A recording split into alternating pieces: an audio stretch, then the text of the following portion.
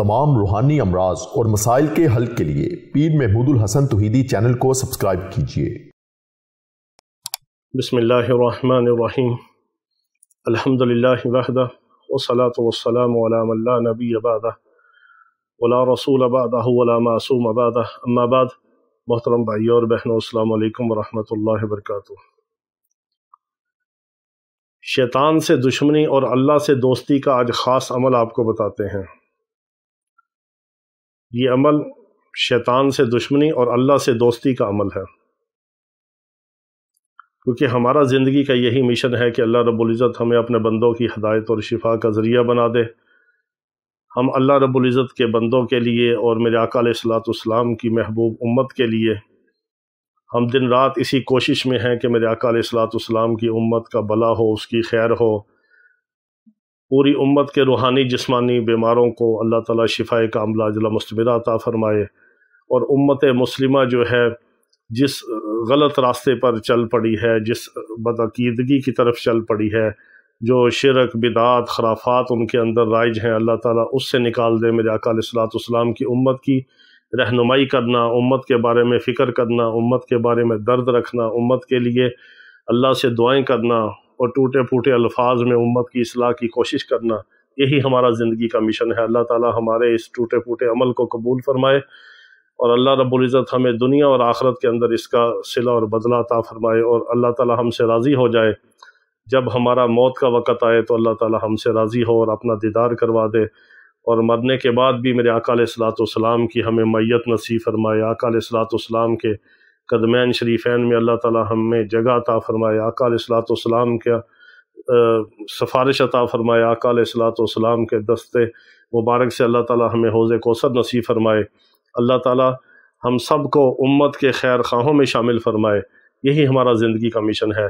تو اللہ رب العزت نے جو قرآن مقدس کے اندر فرمایا ہے، اِنَّهُ لَكُمْ عَدُوٌّ مُبِينٌ، کہ شیطان تمہارا کھلا دشمن ہے۔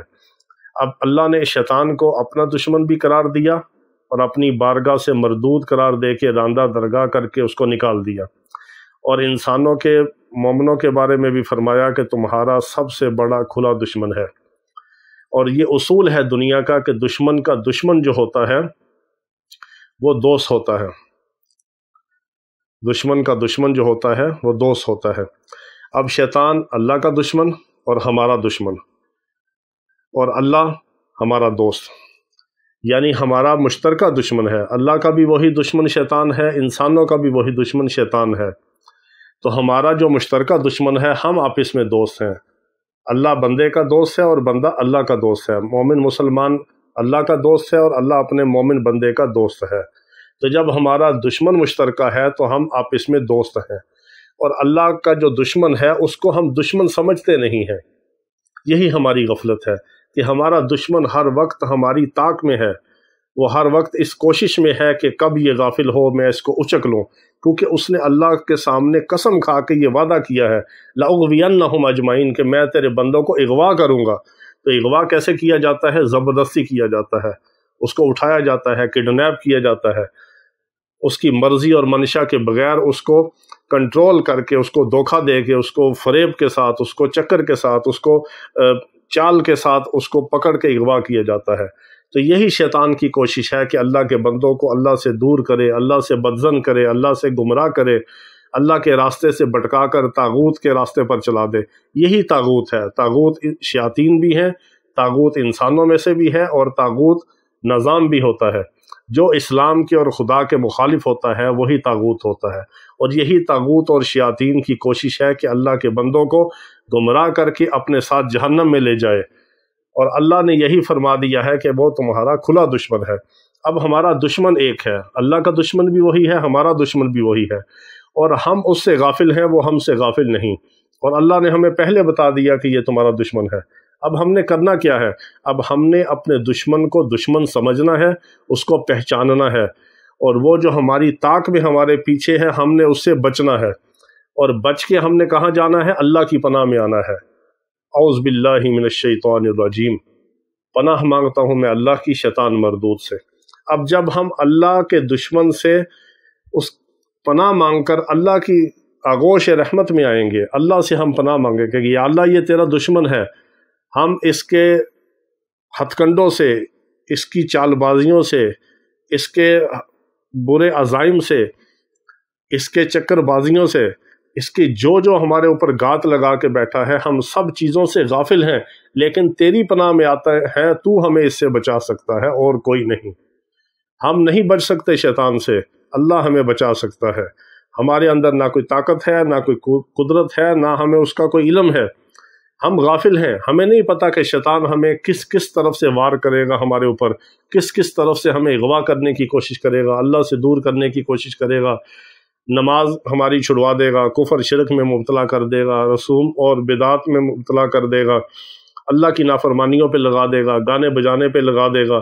آج کل تو نفسا نفسی کا دور ہے، ہاتھ میں ٹچ موبائل ہے، شیطان ہمارے سر پہ سوار ہے، ہمارے کاندھوں پہ بیٹھا ہوا ہے، اور اللہ کا ہمیں نہ ڈر ہے نہ خوف ہے، ہماری تنہائیاں پاک نہیں ہیں۔ ایک انگلی کے اشارے پہ دنیا کا سارا گند اور دنیا جہان کی ساری خرافات ہیں۔ یہی تنہائی کے گناہ ہیں جو انسان کو دوزخ میں ڈلوا دیتے ہیں۔ اور ہم نے کیا کرنا ہے؟ اللہ کی پناہ لینی ہے شیطان سے کہ یا اللہ تو ہمیں اس سے بچا۔ تو ہم نے صبح و شام یا کم از کم دن میں ایک بار 66 بار ہم نے اعوذ باللہ من الشیطان الرجیم پڑھنا ہے۔ اب یہ 66 کا ہنسا کیا ہے؟ یہ اللہ رب العزت کے اسم ذات کے اعداد ہیں، اور اللہ رب العزت کے اسم ذات کی اعداد کے مطابق آپ نے اللہ کے دشمن سے پناہ مانگنی ہے، آپ نے اللہ کی پناہ میں آنا ہے۔ یعنی اللہ رب العزت کا اسم ذات اللہ ہے، اس کے اعداد 66 ہیں، تو آپ نے 66 بار اعوذ باللہ پڑھ کے اللہ کے دشمن سے آپ نے پناہ مانگنی ہے، اللہ کی پناہ میں آنا ہے۔ تو جب آپ اللہ کے دشمن کو اپنا دشمن سمجھیں گے، اس سے بچنے کی کوشش کریں گے، اور اللہ کی طرف دوڑ کے آئیں گے کہ یا اللہ تو ہمیں اس سے بچا لے، ہم تیری پناہ مانگتے ہیں، ہم تیری پناہ ڈھونڈتے ہیں، تیری پناہ میں آتے ہیں، تو ہی ہمیں بچا سکتا ہے۔ تو شیطان آپ کا دشمن بن گیا اور اللہ آپ کا دوست بن گیا۔ جب آپ اللہ کی طرف آئیں گے، اللہ آپ سے اور محبت کرے گا، آپ کو اپنا دوست بنا لے گا۔ کیوں؟